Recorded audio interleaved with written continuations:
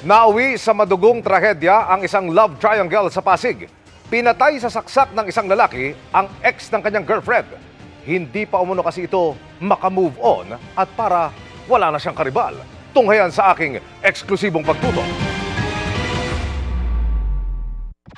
Habang naglalakad ang biktima sa kahabaan ng Ortigas Avenue sa Pasig, binuntutan siya ng suspect at inundayan ng saksak sa leeg.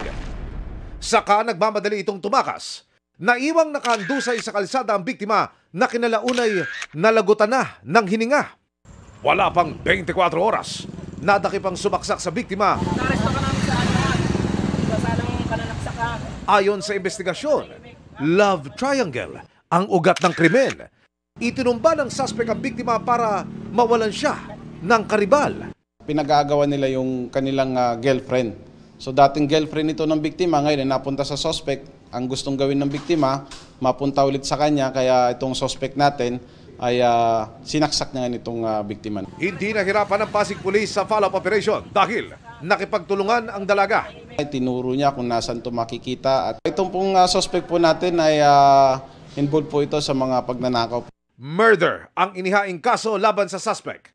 Kitang-kita po sa CCTV camera kung paano niya po isinigawa yung kanyang krimen. Naglalakad po yung ating biktima na nakatalikod. Nasa inquest proceedings ang suspect buong maghapon. Patuloy namin siyang hinihingan ng panig. Mensahe naman ng Pasig Police sa publiko, ang krimen na ito'y naresolba agad dahil sa agarang reaksyon ng mga tao. Ito po ay isang successful 911 po na sinasabi po ng ating kapulisan. Kaya ang yung pong agaran po na pagtawag po sa amin ay nagkaroon po ng agaran po din po na solusyon. Para sa GMA Integrated News, Emil Sumangil, nakatutok 24 oras.